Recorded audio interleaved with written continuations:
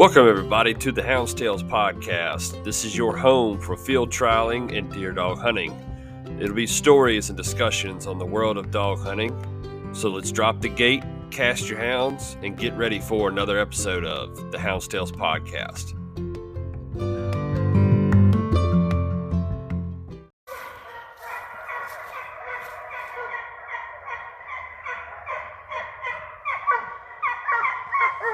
All right, guys, welcome to the Hounds Tales podcast. Tonight, don't let the title confuse you. No, I have not gone to the coon dog world, but we are bringing in the tree dog Doc. He will introduce himself into the episode, but we go over a lot of the things that us as deer dog and field trial guys could really use a little information on. I thought it was a really good topic, really good episode.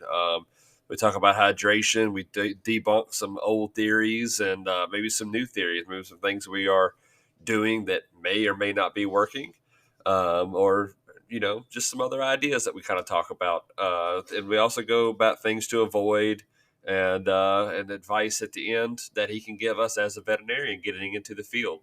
So y'all be sure to sit back and enjoy this one. This one was really fun, and I thought it was very informal. It's probably one of the more informal episodes that we've done. Also, real quick, I want to take a few seconds. The Houndsman XP podcast, they do an excellent job of covering all forms of dog hunting. They're a really good podcast to listen to and follow. I listen to them every week my own self. So y'all be sure to check them out. But right now, and I posted it on my Facebook page for the Hounds Tales podcast Facebook page, they are doing a Houndsman Join or Die hoodie. What this hoodie is it's going towards the fight in Colorado going on right now to save their dog hunting rights. If you want more information on that, go to the link on my Facebook page or just look them up. You can search them, the Houndsman XP podcast. They have everything you could ever think of as far as like information and insights. You can order it online on their website. And I think if not all the proceeds, most of the proceeds go towards the fight in Colorado going right now. Guys, they're really not looking good for them. So hopefully in a little bit of help, and they're really cool hoodies in my opinion. My wife doesn't think so, but anyway, but I really thought they were pretty neat. So y'all be sure to give that a check. And if you feel like supporting out that way, go for it. Also, a few more quick little things. You've probably seen on my Facebook, on the Facebook page as well. I am working on getting an idea down for some stickers. My thought is behind it. I'm trying to sell these just to raise some money for the podcast, but I'm also going to take $1 from each sticker, and it will go straight towards the Virginia Dog Hunting Alliance. And that will go towards the fight to help protect the things we got going on here in Virginia. I know this is not just a Virginia podcast, but it's local and dear to me right now. So it's hard for me I don't have a lot of income coming in, so it's hard for me to spread it out other ways. So right now, that's where my thought is. That's where my heart is to send it to, is do $1 per sticker will go towards the Virginia Dog Hunting Alliance and help raise money from them from the podcast. Also, next week's episode, it will be a repeat episode. It's going to be one of my favorite episodes from way back when.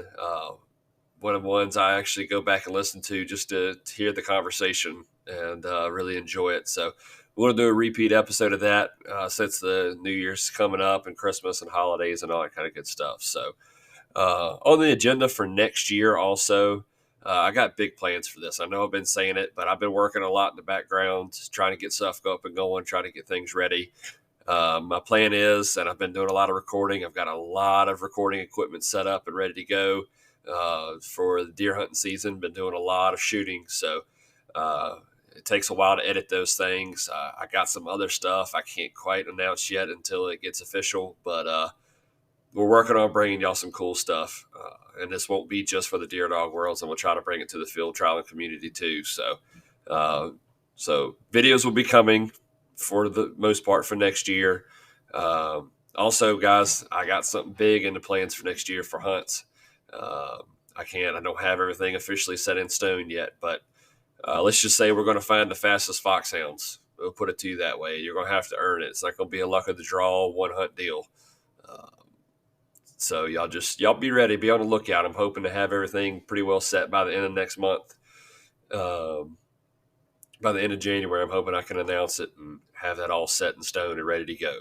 So, also something else we're looking into, and I'm working on making some deals on this, is getting some merch, maybe some shirts, t-shirts, hats, maybe even some hoodies if I can make it work. But I'm going to try to do my best on getting some merch out there, and I can't thank y'all enough that everybody listening, y'all have been awesome, or the numbers are incredible. I'm completely overwhelmed. Y'all are amazing. And I can't thank y'all enough for just tuning in, the support behind it. And man, y'all really know how to make it worth it for me. I enjoy doing this. I really do. And I'm hoping we can make it bigger and better by the end of next year. So last but not least, before we get started into the episode, I'll quit boring y'all with all my small talk. I am looking for partners for the 2024 season. I'm looking for people to get behind the podcast.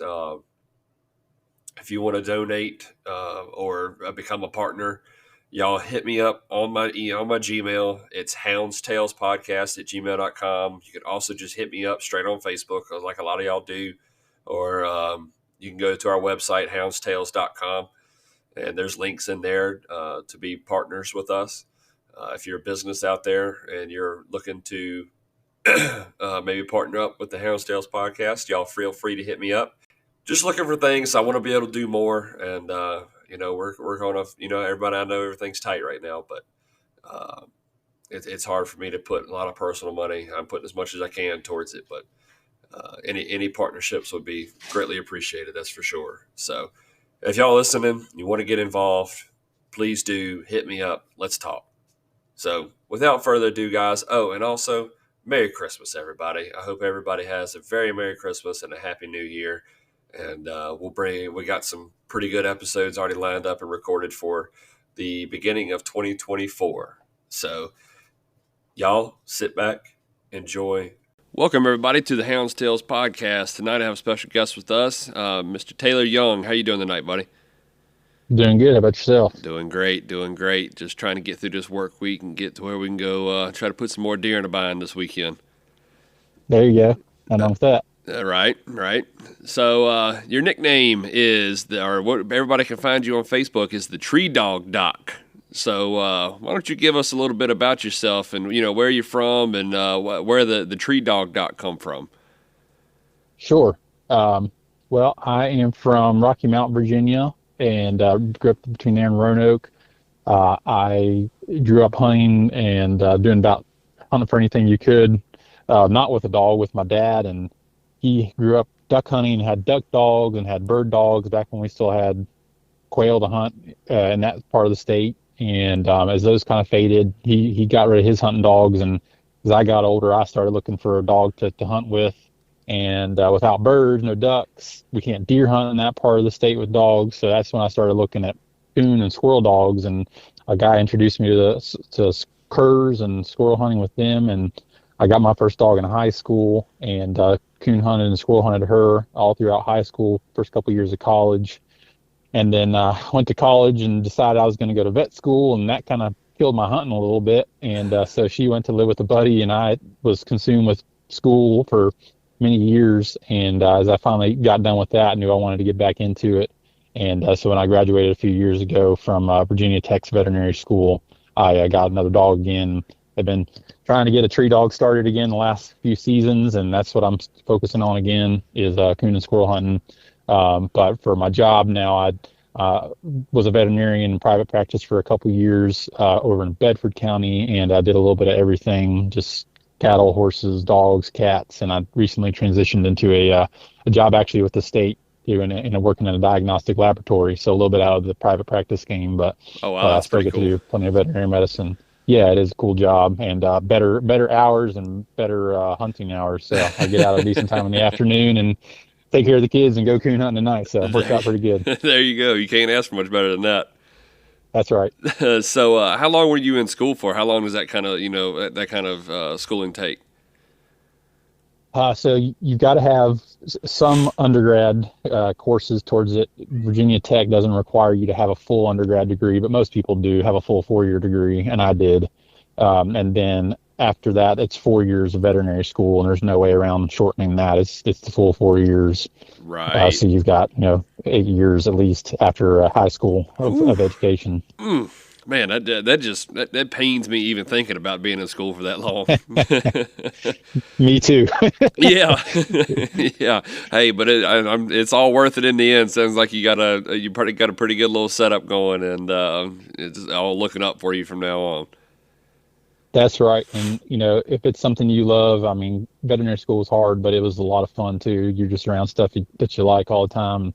People who think like you and interested in the same stuff you are. And of course, now I have one of the coolest jobs in the world. Right. I still feel very, very fortunate and lucky to be a veterinarian. Not many people get to say that. So Yeah, it's a great job. that's awesome, man. Well, congratulations for making all that stuff happen. That's not an easy feat. So where were you at in Bedford? Where I'm just in Appomattox, so I'm not but 30, 45 minutes from Bedford.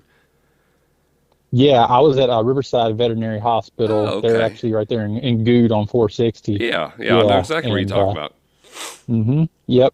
My boss, Dr. Ryan, she's the owner there. She's still there, and great lady and great vet, and she sees quite a bit of hunting dogs. So still would encourage people to head on her way. Yeah, And but yeah, that's where I was for the last couple of years. gotcha. That's awesome. Yeah. I don't think I realized that you were that close to where we're at over here. So that's pretty neat.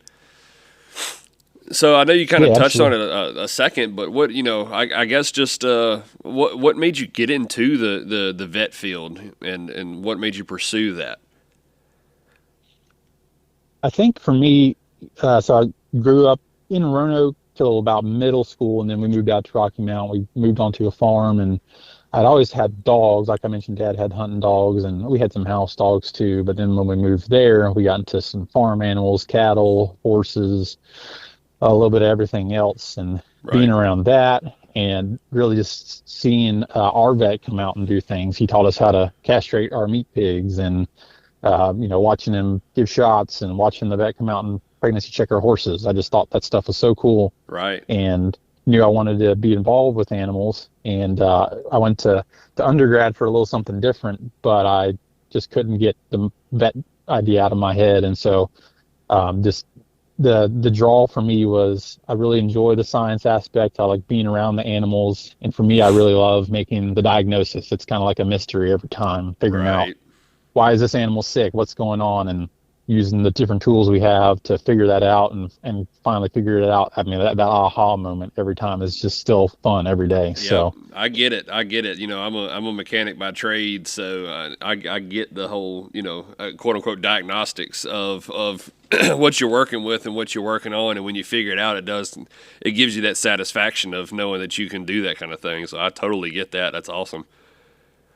it's so funny. It's so similar. I told multiple people if I hadn't made it into vet school, I would go on a mechanic No because kidding. that same aha moment right there. And I still Right. like to work on my own stuff. Yep. So, yeah, no, you're Yep. exactly right. I get it. I get it. So some of the people listening, we really dabble a lot more into the, this podcast is more centered around the field trial dogs and deer hunting dogs and that kind of thing. So just kind of give everybody a little backstory of why I asked Mr. Young to come on here. I listened to him on, I think it was either Joy's podcast or maybe it was the Houndsman XP. I can't remember which one it was here recently that you were on, and you had gone over some stuff, and I was like, man, it's so you don't hear of a lot of veterinarians that are in this sport. A lot of veterinarians don't dog hunt. So it was neat for me to hear that and hear a vet's perspective on things. I was like, man, we got to get him on to give us a little bit of maybe debunk some theories and maybe give us some advice on some of these high performing dogs, these, more longevity, fast paced dogs. So that's the reason that we brought you on here is maybe debunk some of those things. And I can't thank you enough for coming on to start. But let's get into the first little tidbit. And, hydration's a big thing. We got dogs And we kind of talked a little bit back and forth about them, but our dogs are doing roughly 30 to 40 miles at somewhere between 10 to 12 miles an hour for 3 days in a row for 5 hours each day. So hydration's a big part of keeping the dogs up and keeping them healthy and making sure that they can perform. So what are some of the things that you recommend as a vet as far as your hydration goes to keep to up with those kind of levels? Sure.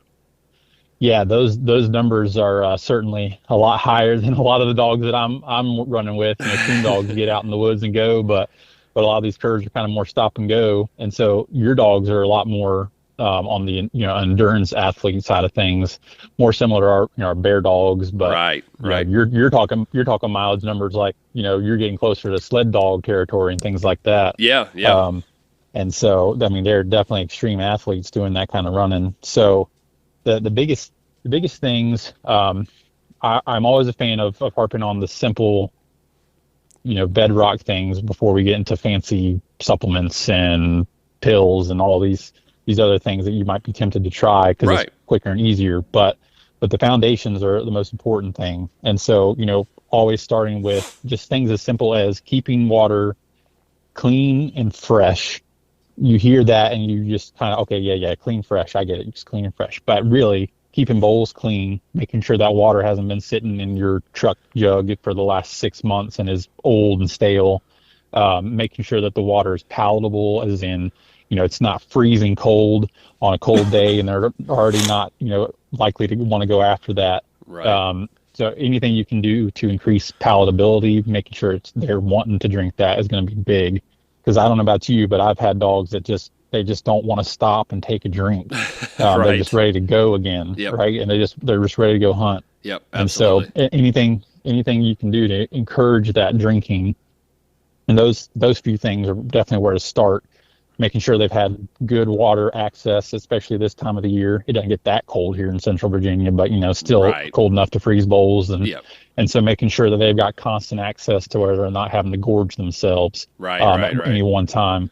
So those things are important. Past that, those days that you're out there and you're running all those miles and they're wore out and you're ready to go back hunting the next day and Yep. you're trying to help encourage it.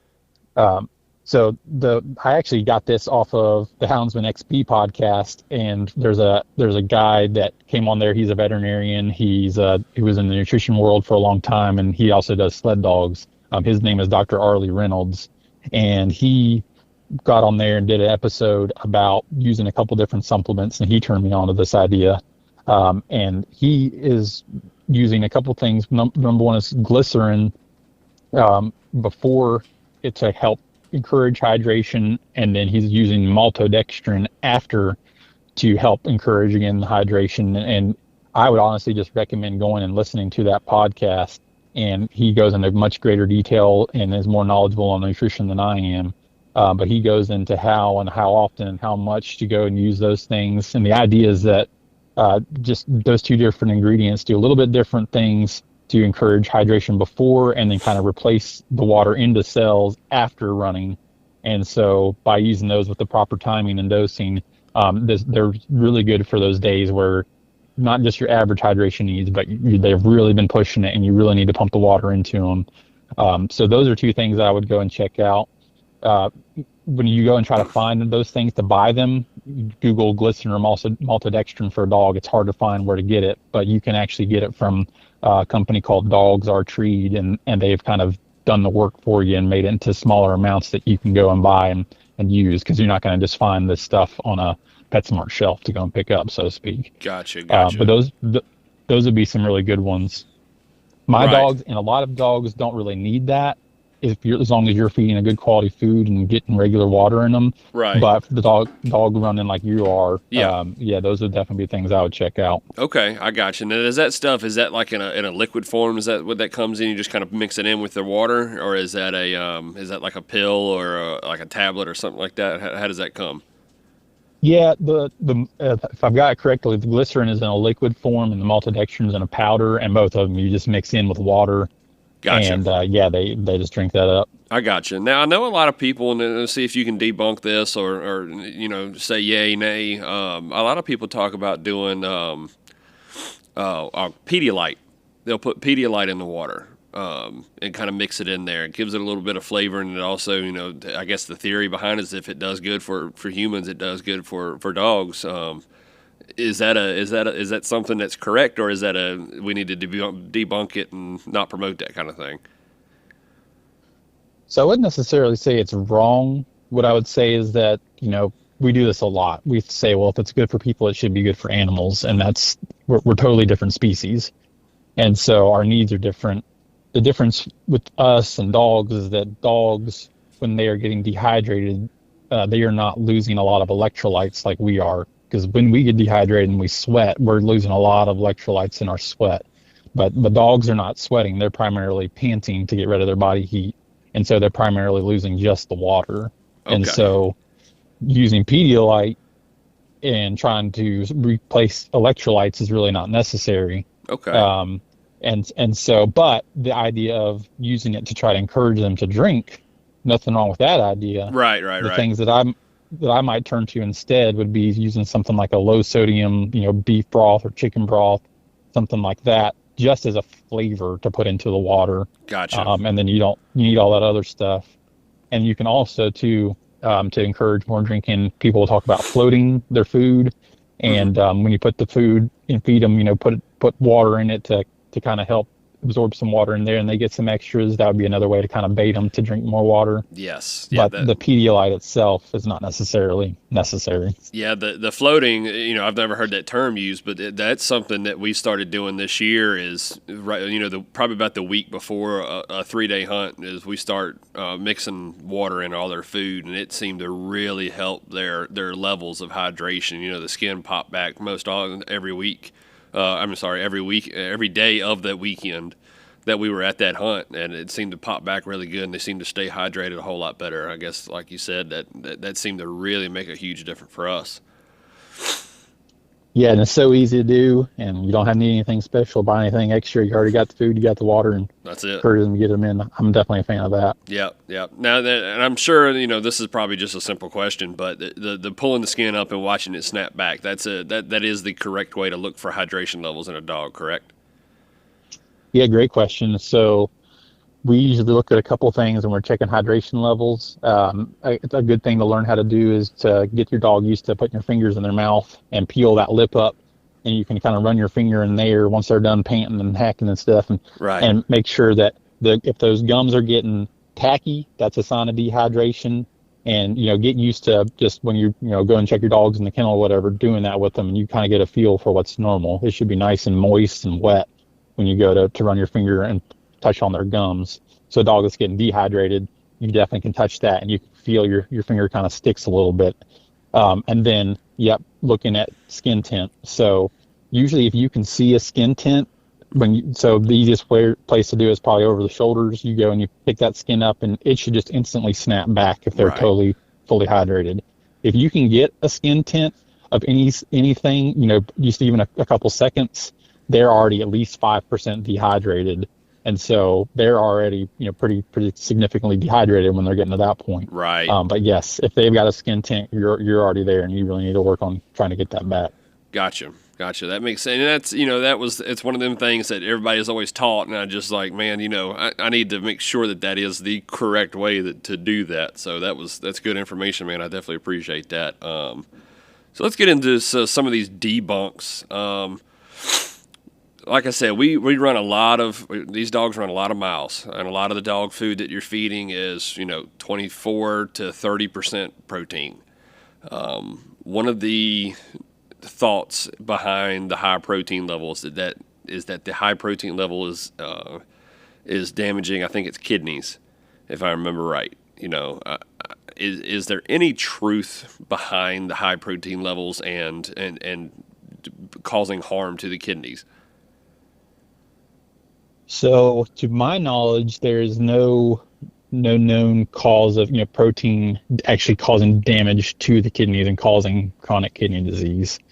So there was some study that came out in the 40s in rats, and there was an association there. And I mean, people will come into my clinic all the time and say, "Oh yeah, I know you got kidney disease, but I'm feeding them a low protein food." What the truth in that kernel is that dogs that already have kidney disease, there have been some studies to show that reducing the protein levels can reduce, it's called uremia. It's basically what's making the dogs feel sick when they have kidney disease. And so lowering the protein levels can help with that. But to my knowledge, and I looked this up for, again, just to refresh and make sure I was up to date, but I can't find any evidence to support that higher protein levels in food cause kidney disease. There's a whole lot of other things that cause kidney disease, but to my knowledge, that's not one of them. Right. Yeah. See that, and that was something, a lot of people argue back and forth over. So it is good to hear that there's no thing, because that was one thing, and me and my kennel partner actually kind of went back and forth on it, because we feed her 24/20. We feed 24/20 Joy. And we had kind of dabbled and talked about maybe going up to the next step and getting a little bit more protein in their system, but we didn't know a definite answer on, okay, if we go up, is that going to be too much? That kind of thing. So Sure. That's awesome to be able to hear that, because protein, maybe just for people that are getting into the sport that are out there listening, what's the advantage to feeding a higher protein level coming from your side? Yeah, so when you're looking at these foods and you're seeing the 30/20, 24/20, so on and so forth, what you're really getting as you get higher in those percentages is you're getting a higher calorie content per cup. Mm-hmm. And so dogs that are having super high energy needs, like you've got these dogs that are running so many miles in a day, it's really hard to get enough calories into them to keep up with that demand. And so the higher in protein and fat that you're going, the higher, amount of actual calories in each kibble that they're biting is. And so that's really what's happening, is that you're increasing the calorie density is the word that we use. So a lot of dogs, if they can meet their needs by eating a lower percentage food, then that's totally fine. But some dogs, and I mean, this is definitely the case in a lot of our, tree dogs, bear dogs, these coon dogs that are running big races and stuff. Right. They absolutely have to have that stuff, at that higher calorie stuff. And right. Even still, you look at like these big running bird dogs, pointers, setters like that, these dogs that are eating 30/20, and they're still having a hard time meeting their calorie needs because there's only so much food they can eat in a day. Right. And their body can digest and fully take advantage of. So sometimes even with those higher things, it's a challenge. But yes, that's what you're going for when you're increasing that protein content, is you're really increasing your calorie content. And that's like, if you're looking on, a lot of times on the backs, they call it kcals per cup, correct? Exactly. Okay, that's what I thought that was right. I just wanted to kind of verify that and make sure. But yeah, I know that I know that's a lot of the talk around is what bag is providing the best kcals per cup, and at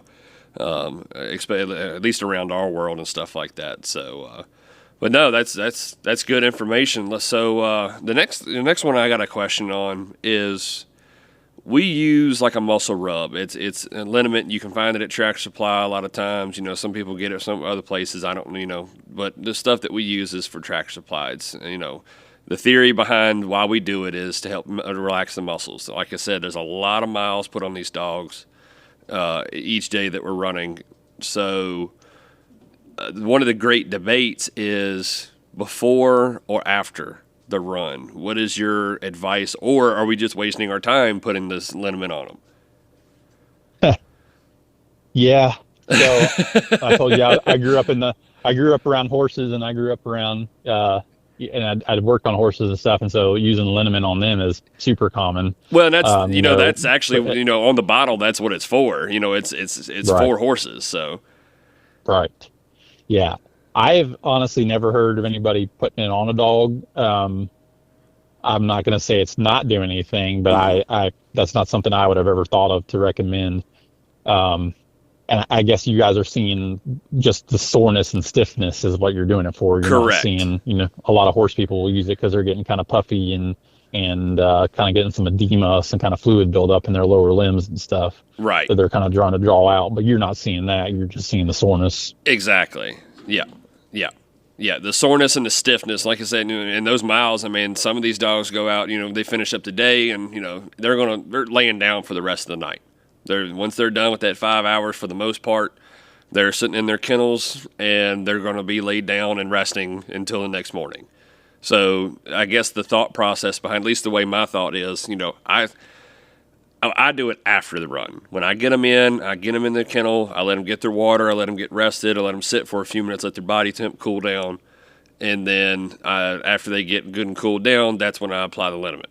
And my thought process behind it was, okay, that's going to relax their muscles, and it will just that little bit of extra to help get them prep for the next day. Yeah. So, like I said, I don't know enough about it to necessarily tell you that's wrong. I just don't know enough to tell you that it's right. Right. About using that stuff.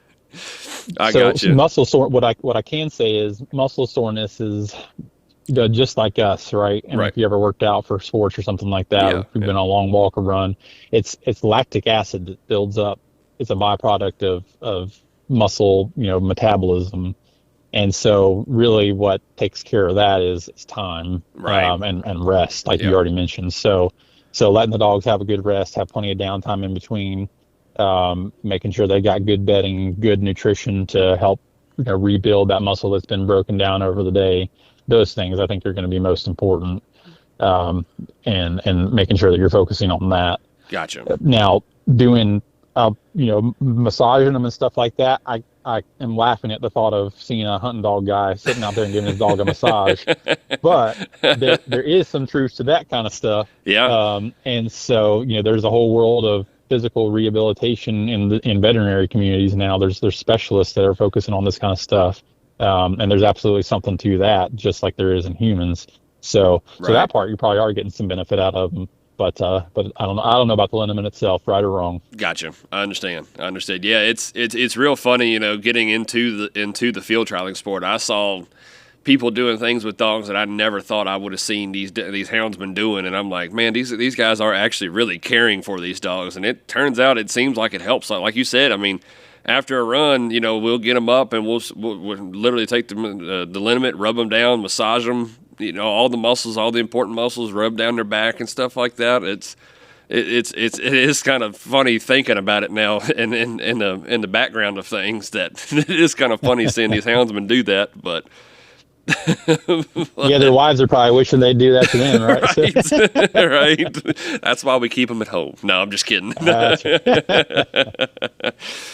So let's get into maybe debunking or maybe some advice on some supplements. Like you kind of have the gist on what kind of dogs that we're running and the and the performance that they're putting out there for us.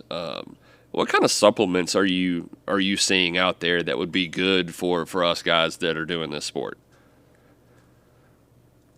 So my thought on supplements is, I'm not a huge fan of very many, because the supplement world is kind of a wild west. Right. And there is a lot of regulation on a lot of the things that we give our animals. Any drug you get from the vet hospital, even their food is regulated by the FDA. Right. But supplements have very little regulation. There's no governing body to tell them that they have to prove that what they say is in the supplement is actually in the supplement.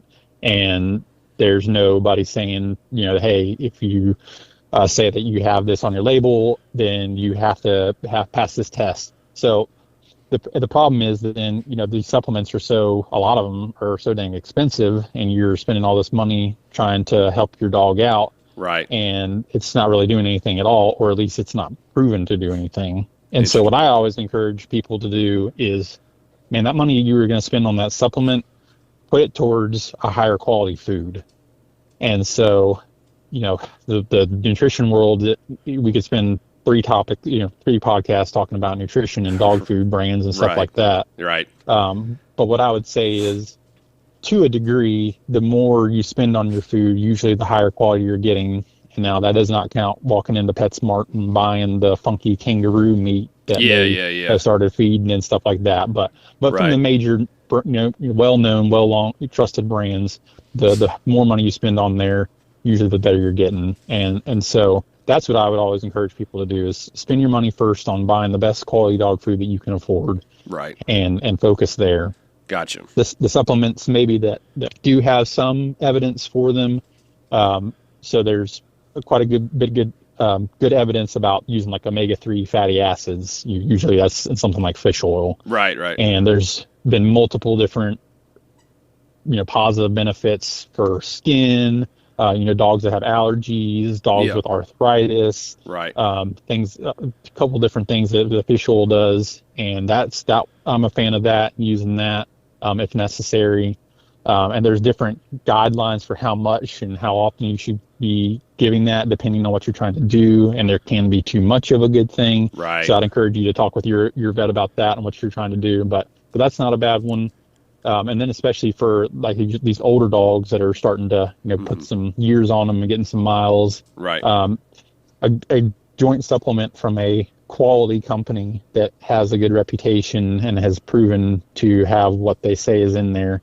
Something like a Nutramax brand, Cosequin would be the most well-known, or Dasequin is one of their other formulas, would be a brand and a supplement that I would know and trust. Right. Now, whether or not they are actually beneficial is very hotly debated amongst veterinarians. Right. But they're definitely one that's not going to hurt. Gotcha. And might help. Right. Past that, there's, you see stuff come out on, I get Facebook ads all day long for this supplement. And I would say that the more promises something makes, the less likely they are to be true. Correct. And so, yeah. Right. Yeah. Because if go ahead. I'm sorry. I didn't mean to interrupt you. You're fine. Yeah. If it looks too good to be true and it's supposed to cure every ailment your dog has, it's probably I wouldn't trust it. Right, so. Right. Me and my running partner, we talked about it the last hunt. And, we're sitting there and we're hustling, and we got some different powders that we mix in with the food while we're at a hunt. And I'm not going to put no brand names out there, but we'd mix them, and we were spending all this money on these powders, like you said, and we're doing. And I put a joint, supplement in with mine, and we're doing all this stuff, and we got done, and we were sweating at the end of the hunt, and we're like, do you think any of this is actually working, or is it just for our own mental wellness? Like, is it just to keep our sanity while the dogs are out there doing what they're supposed to do? That yes, we did everything that we thought that was correct, So, but yeah, I was always curious about, like you said, there's so many out there, and there's so many different, like you said, promises from all these different companies, and it always makes you wonder, like, okay, is it actually doing something, or are we just kind of pissing in the wind, for lack of a better word? Yeah, and I'd say you're thinking on the right track, and Right. And for me, yeah, I mean, me personally, I've never fed any of my dogs a supplement, except for one dog that was having some dry skin, and I did use some fish oil, and it helped. Gotcha. Other than that, I've just fed the best quality food that I can, and never have felt like they were missing anything or deficient in anything. And the other component of that too that I forgot to mention is that these commercial formulas, especially from the better known companies, these ingredients are in there at specific ratios and quantities for a reason. Right. And nutrition is extremely complex, and so when we are feeding supplements, especially these ones that have 5-10 different ingredients in there that's supposed to do all this, that, and the other. Right. You're really kind of unbalancing what was supposed to be a complete and balanced diet in your bag that you're getting. And so those carefully balanced ratios and levels are now out of whack. So, some of them, and depending on the amount that you're feeding and the quality of those ingredients, may even be doing more harm than good. But I've had that thought a lot here lately too. Like, because you see these dogs, and I've thought about it. We pleasure run, that's just going to a pen, getting some pen time, and running the dogs for X amount of hours, and just keeping them exercised, keeping them in shape. And you don't normally do the additives. You don't normally put the mixtures, the protein, or or whatever it is, but whatever powders that you're using at the time. You don't normally do that before. I mean, maybe I'm just missing the plug on it, but most people, from my understanding, don't normally add that stuff in just a pleasure run. They'll do it for a hunt and prepping for a hunt. And I got to thinking about it, like you just said, like, man, you're kind of throwing their diet kind of way out of whack of what they've been working with for the past couple weeks. So that kind of makes sense, that you're really kind of screwing them up. I mean, that's kind of what you're saying, right? Yeah, and a lot of problems can be caused by just all of a sudden changing up your dog's diet. And so, most common things would be like causing vomiting or diarrhea. Right. Because you add, something that's high in fat would be definitely a big one.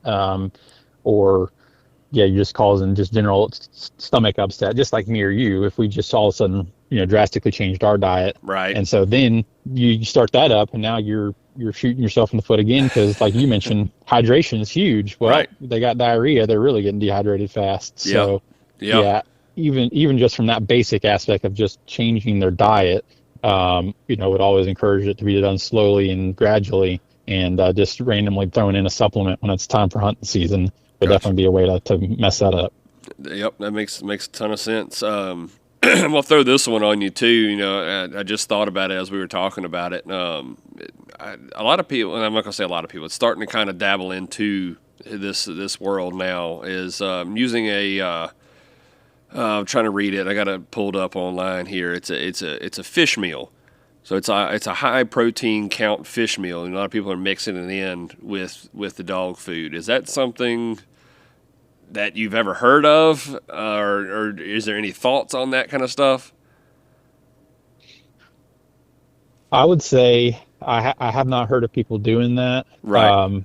But I would say that there are people who have spent literally their entire lives and careers designing the perfectly balanced dog food.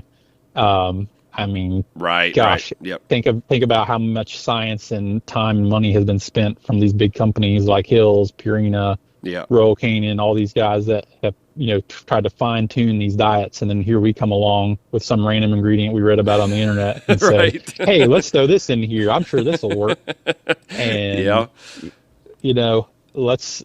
I'm not saying I'm not a person that's just a corporate shill and is just going to just tell you to trust the big guys and don't question them. That's not it. But right. Yeah. There has been a lot that goes into those diets, and even me, I'm a veterinarian, but I would not call myself a nutritionist. And there's veterinarians that go to school for 3 or 4 more years after vet school so that they can work on these diets. Gotcha. And so, yeah. So trying to dabble and add our own ingredients and things like that, I definitely would err on the side of not. I got you. Yeah, that 100% makes sense. 100% makes sense. So we'll roll into the next little topic here on things to avoid. Like you kind of just said, there's a lot of things you either read online or my grandpa used to do this to his dogs back in 1953, and he said it worked and swore by it. Those kind of things. What are some? We'll start with the home remedies. What are some of the home remedies that you've heard about that are one of the ones, or some of the ones that you would say, okay, absolutely not, or some of the ones that they're like, okay, absolutely, those work and that kind of stuff. Yeah. So I think home remedy wise, the ones that I see passed around a lot would be stuff, especially for, like fleas and ticks. Right. You see, a ton of different things suggested, on Facebook groups or on internet forums. Right. The ones that always just I just have to shake my head, cover my eyes would be stuff people suggesting, just put burnt motor oil on them. I knew that one was coming. Yeah. Diesel fuel, Yeah. all these things. Those are absolutely in the wrong amounts toxic to dogs, and they're toxic through the skin. Right. And so would definitely discourage those. People will use different tree and shrub pesticides because the active ingredient is the same in the labeled veterinary brand. Yeah. Would discourage the use of those. And I know what people are going for. The veterinary products, they're expensive. Yeah. Yeah. There's no denying it, especially if you've got a kennel full of dogs. Right. And so I understand, but there are so many diseases and things that can be prevented with good flea and tick prevention that, for the amount of things that we can prevent, and especially, where me and you live here in Central Virginia, we're in Lyme Central or Right. Lithia Central. Yep. We got anaplasma. And even just the annoyance of have a dog having fleas on them contributes to immune suppression and stress. And so, yeah, those home remedy things, I'm not saying none of them work. Imidacloprid is one of the common ingredients in some of these tree and shrub things. That's the same chemical, but it also matters what it's in the carrier vehicle, they call it, that's put on the skin to help spread it throughout there, to keep it hanging around. All those other inactive ingredients, they call them. Well, there's nothing in there that's wasted. They're in there for a reason. Right. Right. So, and that also, while I'm on that topic, cattle ear tags. I don't know if it's big in the running dog Oh world like it yeah. is in the tree dog world. Very much. Oh man, they're everywhere. Yep. And I mean, a cattle ear tag, you punch it in a cow's ear, and what it's designed to do is mostly face flies. Yeah. Why? Because that's where the ear tag is. It's around the face. Right. But also, as that cow, he turns his head and he licks on his back and stuff like that, that ear tag is rubbing. But I can tell you right now, there ain't nobody that's making an ear tag that guarantees that no fly or tick is going to touch that cow. Right. And that's the kind of guarantee that is being promised by the, actual labeled veterinary products for dogs. And so the goal is not to have less fleas and ticks. The goal is to have no fleas and ticks. Right. So right. do the cattle ear tags probably help reduce them? Sure. Are they providing complete enough protection? In my mind, definitely not. Gotcha. And there's also a paper that came out where dogs actually ate the cattle ear tags off of, people that put them on the collars. Right, right. And dogs playing around ate it off of them and caused toxicity that way. No Didn't kill the kidding. dogs, but it definitely made them sick. Wow. Yeah. Yep. So I would definitely recommend staying away from that stuff. Gotcha. Now, while you're we're on the topic of the flea and tick thing, I know a very old school thing, and this is nothing that's like a home remedy kind of thing, but dipping. My dad still dips dogs. That's how he's been doing that for God knows how long, and that's how he remedies his dogs, and it seems to work okay. What's your thoughts on the dipping of a dog to get rid of fleas and ticks?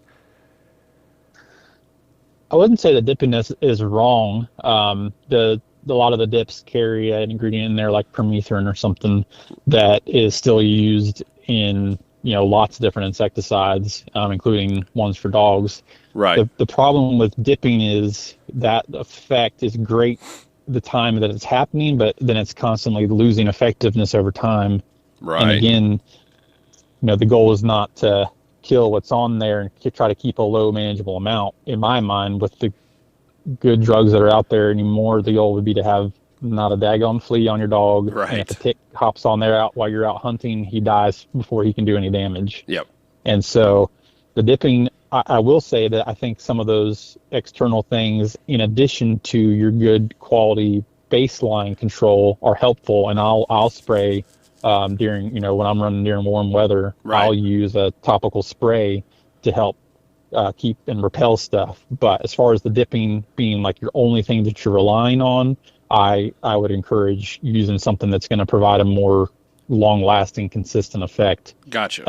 And is providing longer-lasting protection. And that makes sense because we run a Brevecto on a lot of ours, on most of ours, Yeah. and I say most, all of ours. And excuse me, that sounded weird how I put that out there, but a lot of times if we go to a pen and especially during like those hot months where fleas and ticks and stuff are rampant. A lot of times when we get back is what I'll do, they just got back out of the truck, so they're good and cooled down. As I'm going to put them in a lot, we'll have the dip made up already, and it's sitting in a barrel, and we'll get it stirred up and get it cleaned up, and we'll get it stirred up and active again. And I may be wrong on that, saying that, but we'll get it stirred up, and I'll dip the dogs as we put them back in the kennels, and it seems to help. Yeah, I would say that that's not a wrong way to do it. Biggest things I would, I guess, caution about with dips would be to definitely follow the label instructions. And so those dip ingredients can, again, be toxic to dogs if they're in the wrong, ratios or quantities, or if they are ingested or getting through the eyes and stuff like that. Right. So definitely follow the instructions. As far as, kind of reactivating it and stirring it up and stuff, my thought would be that a lot of that may degrade depending on how long you're leaving that mixed up. Right, and right, so, right. again, follow your label directions. And, if it says to throw it out after you use it, then to make sure it's working, then I would do that. Yes, 100%. But yeah, Brevecto and the oral flea and tick pills, I would absolutely encourage every dog, especially every hunting dog, to be on one if they can do so and not have, yes, some dogs do have side effects to them, but those are few and far between compared to how many dogs take them and do just fine. Right. And they're definitely the best thing going.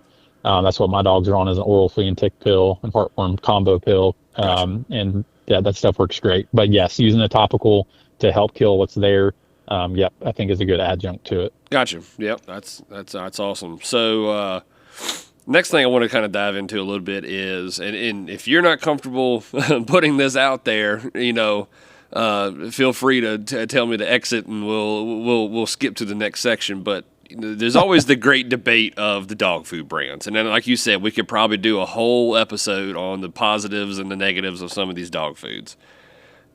I guess my biggest question is there any out there that do not go after these, that as a vet that sees it and has seen the side effects of it, is there any dog food brands out there that we should avoid, or anything in a dog food brand that we should avoid? Yeah, so I'll tackle that from a slightly different angle. Rather than getting a bunch of hate mail Right. after this about how I blame somebody's favorite dog food. Yes. Yeah. The ingredients thing, we'll just do a brief overview of like how to pick a food, I guess. Okay. A lot of people get really hung up on the ingredients and the ingredient list and the order they're on the bag. Yeah. And they think, oh, well, the protein is better, higher up on the list, and if it's got a byproduct meal higher up, that's worse than a full whole chicken.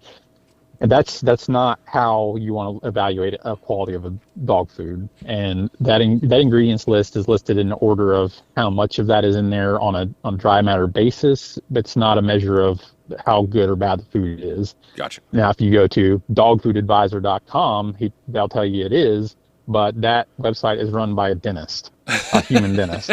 So close enough. That's yeah, right. Yeah. You use your teeth to eat, right? So, right. What I would say is I would point people towards, there's this organization. It's the acronym is WSAVA. WSAVA is how vets will talk about it. It's a worldwide body of veterinarians that come together and put together guidelines on a ton of different things, but they have a lot on nutrition. And so if you go to the WSAVA website, again, that's WSAVA, and you look up WSAVA guidelines on selecting pet foods, they've got a ton of information on what you're looking for. Right. And some of their big things would be who's making the food, as in who is designing these formulas. And they would recommend that it's a company that's using a board-certified veterinary nutritionist or somebody who has a PhD in animal nutrition, and that they are on staff. Gotcha. And that first requirement right there, if you follow that one, you are going to cut a lot of brands of food off of your list, because most dog foods, especially in the hunting dog community, they are using a nutritional consultant who they are paying to come in here, look at our food, and tell us what you think. They are not employing a nutritionist on their staff to be making their food. So that right there is going to cut your list down considerably. Wow. And then if you take it further down the WSAVA steps, they're talking about doing things like looking at how are these ingredients picked and followed, and making sure that they're quality. Are they following AAFCO guidelines? That's if you AAFCO, it's an acronym again. Right. It's a non-governmental body that looks food guidelines, and a lot of these foods, if you look at their AFCO statement, they'll say it's formulated to meet AFCO guidelines.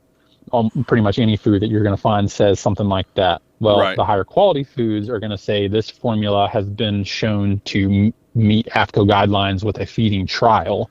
So not just our food meets this standard, but we've actually done a feeding trial to show that dogs are doing fine and meet the standard, which is a step further than just following AFCO guidelines. Right.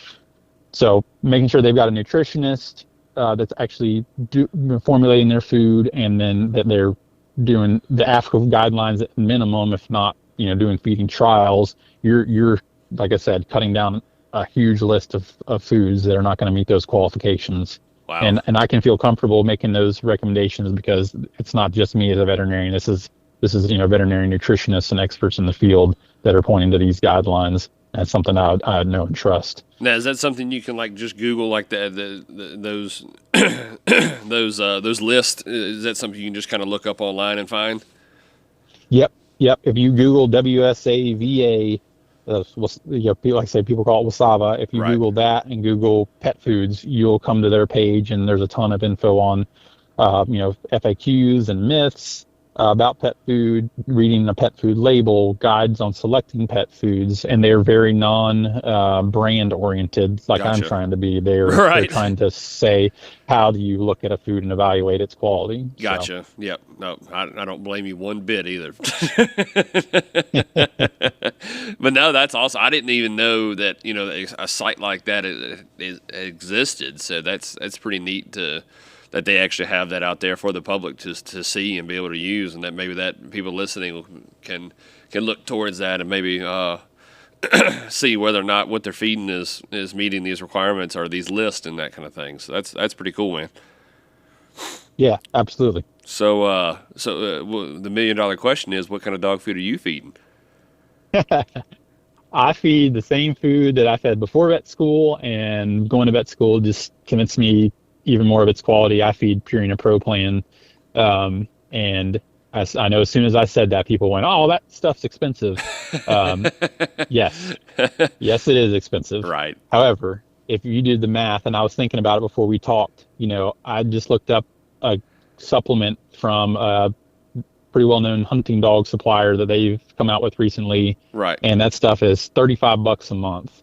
Well, if you take that supplement that's $35 a month and add it to your bag of dog food that, let's say you're feeding, I did the rough math, and $20-30 a month, well, you're more expensive than my Purina Pro Plan bag, which costs me about $45 a month to feed Yep. my 50-pound dog.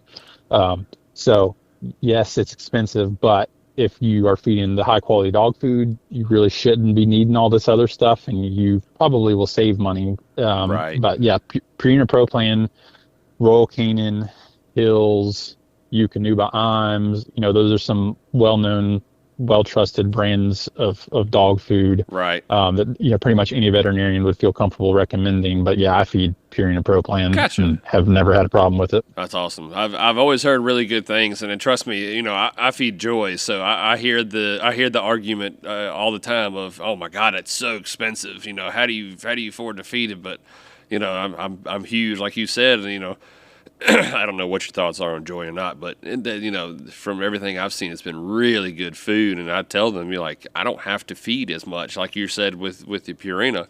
I don't have to feed nowhere near as much, and that's a lot of people don't think about that side of things, but it really is. If you look at it in the grand scheme of things, it's huge. Well, and I mean, your dog is literally, he is what he eats, and Right. everything that he is living off of is what you're giving him. Yep. And, gosh, how much money and time do we spend on this sport and thinking about it and all this stuff, and then we nickel and dime our dogs over their nutrition. It just doesn't make any sense to me. So Yep. I'm with you 110%. Yeah, 110%.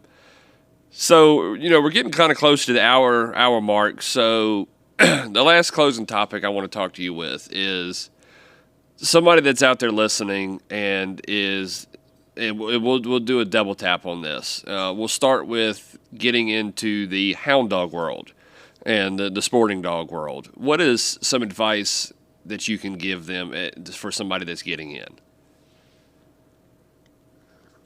Hmm.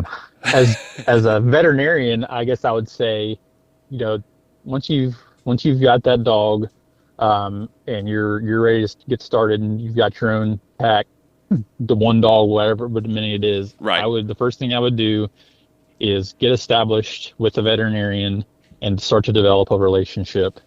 And so there's this whole legal term called veterinary client patient relationship, VCPR. And that really is a huge part of how your relationship with your vet is going to allow you to do things or not do things. A lot of guys want to have a dog and they never want to go pay a vet to see them. But then when their dog, gets cut on barbed wire or is, having an awful diarrhea that just Right. came up overnight, they Yep. want to rush into a vet hospital and expect treatment right then and there. Right. And unfortunately, with the way the veterinary world is right now, that's just really starting to become unrealistic Yeah. because there are just so many people with animals and they're only able to pump out vets so fast. Right. And there's a lot of clinics in the country, especially here in our area for sure, where about every clinic could probably hire another veterinarian right now and still be, needing another. Yeah. So the first thing I would do is start that relationship, go and get just a good physical exam, establish yourself as a client, and be on their patient list. You are going to be the higher priority than the random person that calls in every 3 years when you're in the need of something. Yeah. And that's a legal requirement. The veterinarian, if they've developed that VCPR, has developed a relationship with you and has said, "Yep, I am here to help your animals and treat them." That doesn't mean they have to take you in if they're already swamped, Right. but you're going to get higher priority. No And kidding. they're gonna definitely be able to catch things and start to have conversations with you about things that are going to get you hopefully prepared to prevent problems rather than try to fire engine medicine later. Right. So Right. Yep. that's the best thing I recommend there from the veterinary side. Establish that relationship, find a vet you know and like and trust. Sometimes that takes a trip or two, different strokes for different folks. Right. And but finding that vet that you like and know and trust will really go a long way as you're getting into the world. And I guess this, as far as just the hunter side, finding good people that you can trust and ask questions from and be able to spend time with. And I just today, the guy that really helped get me into hunting besides my dad, Right. I met him when I was 15 and here I am, over 15 years later, and we're still talking multiple times a week and Yeah. asking questions and talking about our dogs. Right. And boy, that's huge, and having Yeah. that relationship. So find some good buddies and hunt them up and help them take care of their dogs until you got yours and develop that relationship. And man, that'll get you so far and be such a good thing for you. Makes a lot of sense. Makes a lot of sense. So, what about some of these? Maybe we got some young listeners out there that are looking into the getting into the veterinary field. Maybe they got some houndsmen out there, coming up, and maybe are considering taking this path. What kind of advice can you give for them? I know it's probably a very open-ended question, but what's your one little bit of advice that you can give to them? The best thing that I would say is I would get yourself some exposure to the veterinary field and see if it really is what you think it is, and make sure that that is really what you want to do, and that you are going to be happy doing that, and that you wouldn't be happy doing something else. Because if you're going to spend all the energy and time going through, it's medical school. We do just as much school as a medical doctor, and spend just as much money and have just as much debt for less pay. So if Right. you can see yourself going to be a doctor or a pharmacist or a dentist or something like that, and the veterinary field is just kind of on your list, well, maybe I would encourage you to go a different route. But for people like me who, we just love it, love Right. animals, love helping them, helping people, and you just can't get it out of your blood, then it's just the coolest job ever. And awesome. so get yourself some exposure, figure out if it's really what you want to do, and if it is, then go for it.